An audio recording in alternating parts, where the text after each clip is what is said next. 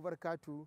Masu kallon mu ta wannan tasha African TV a faɗin duniyan nan muna muku sallama. To kamar wancan lokaci mun tsaya a yadda muke nuna muku yadda za ku fara motsa jikinku ku sanar da jikinku sai lokaci ya cin mana. To amma yanzu na san kuna gaban akwatin talabijin ɗinku ku ga yadda za mu ci gaba da motsa jiki. Wancan karan mun fara tsalle na farko, mun fara ɗaga ƙafafuwanmu muka zo tsalle. To muna da rago guda 10 sai lokaci ya cin mana. To yanzu za mu ƙarasa guda 10. To ku shirya, na san kowa yanzu ya sa kayan motsa jikinsa za mu fara. Za mu ci gaba da tsallen nan rago guda 10 na wancan lokaci da muka gabatar. To za mu ajiye hannunmu haka za mu yi guda 10. To bismillah. 1, 2, 3, 4, 5, 6, 7, 8, 9. Masha Allah, mun gama. To kun ga yanzu duk mun sanar da jikinmu za mu motsa. Yanzu abu na biyu da za mu ɗauka shine za mu ɗauka yadda za mu ringa gudu. Idan kana so za ka yi gudu, akwai yadda kake, ba sai ka fita fili ka fita da gudu ba.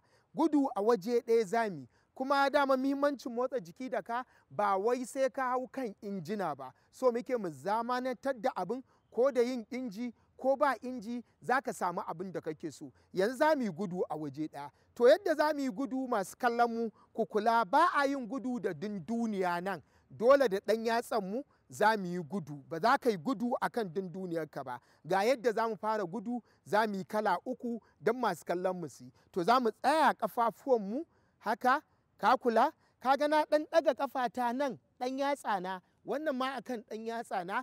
Za mu fara riƙe hannu haka, za mu yi guda 10 sai ku biyo mu a hankali. Za mu ringa tura hannun. To za mu fara gudu, za mu yi da gudu waje ɗaya. Sau haka alhaji ka kula da yadda za ka yi gudun fa, tunda a cikin falonka kake gudu, za mu yi waje ɗaya. Kun shirya ko? Kun shirya? To za mu fara guda 10. Bismillah.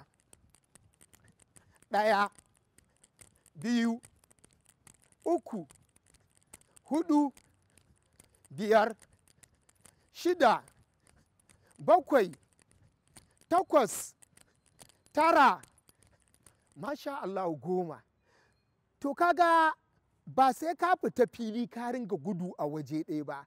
Idan baka da girman gida, baka da girman ɗaki, da dumarka idan ka yi sallah, musamman sallar asuba, motsa jiki yana da muhimmanci bayan sallar asuba. Kaga akan da dumarka waje ɗaya zami. Yanzu za mu ƙara gudu na biyu. Ku kula, akan ɗan yatsa zami. Yanzu za mu saki hannunmu, shi ma za mu yi guda 10. To a shirya, sai ka sa ƙafar gaba, sai ka ɗan ɗaga, sai ka ɗaga ta baya, sai mu saki hannunmu, za mu yi gudu guda 10. Bismillah.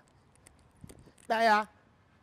Masu kallon mu, idan kuka kula, kun ga yadda suke gudu akan ɗan yatsansu, kuma suke juya hannunsu. So haka ko a filin motsa jiki kaje, ko gudu kake a waje ɗaya kake tafiya, to kaga yadda ake gudu, kuma za ka samu duk abin da ake bukata. Wannan gudu yana da matukar muhimmanci a motsa jiki. Duk wani sassa na jikinka da ya rike zai. Za mu kirga guda 10. Muna 1, 2, 3, 4, 5, 6, 7, 8, 9, 10.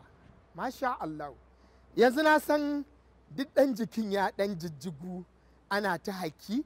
To idan kana kash, masu kallon mu, ga lokaci ya cin mana, ku biyo mu, za ku ga ci gaban wannan shiri insha Allah. A madadin ni coach Munzali Ali Sadiq Kofa Mazugal. Wassalamu alaikum wa rahmatullahi ta'ala wa barakatuh.